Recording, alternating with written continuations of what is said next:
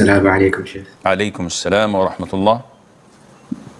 Sheikh, I went to this mosque and I met these brothers, and they seem like they're upon the right manhaj and everything. And they seem like people that I could be friends with. But when I sat with one of them, I remember I think he backbit the Sheikh that I knew. I don't understand what you're saying. You met people in the masjid and they seem to be good brothers, and when you sat with one of them, he backbit one of the shayukh? Yeah, from another mosque I know. From the what? From another mosque I know. Okay. And like, it seemed like righteous and everything. Alhamdulillah, I switched the topic so that... Akhi, I can't understand what you're saying. What language are you talking? Speak clearly in the microphone, please. Yeah. I said, I switched the topic so that I wouldn't be considered sinful.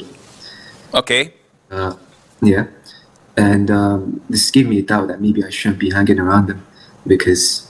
Okay, I can't understand what you're talking, with all due respect. What I understood from your question is that you've changed the topic so you would not be sinful. That's the right thing to do.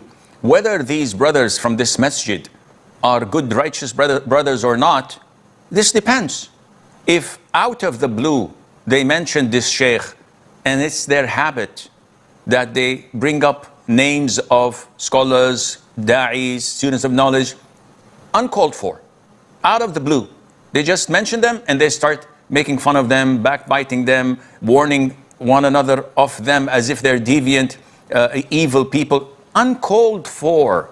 Nobody mentioned their name. They just enjoy backbiting, and like the hyenas, they go for the testicles.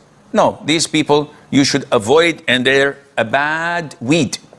And you'll only tarnish your heart and harden it by going with them, even if they pretend to be on the right aqidah and the right manhaj, but they're definitely bad news. Sheikh, I had a doubt about Tahiyyatul Masjid. In a video you said Tahiyyatul Masjid is obligatory, but what about the hadith of the Prophet sallallahu alaihi wasallam? And the man came to the Prophet and he said that I will do only the fard and no Nafl and no nothing. Can you clarify?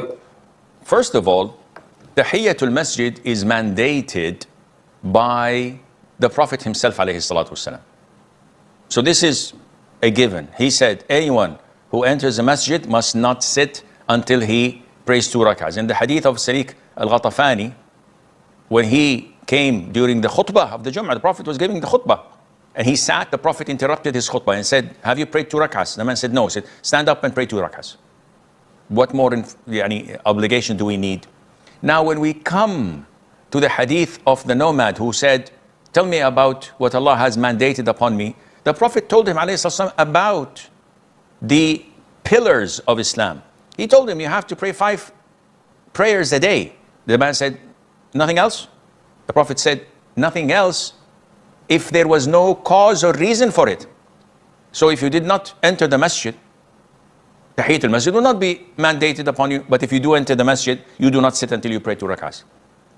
So you understand the hadith with combining the other proofs and evidences from the Sharia, not in an isolated hadith and you neglect the rest.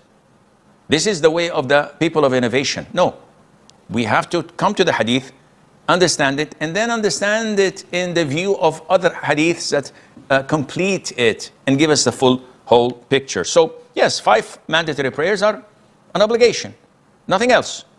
But if the cause comes to make another salat mandated, it becomes mandatory, as in the case of Tahiyyatul Masjid when you enter the masjid.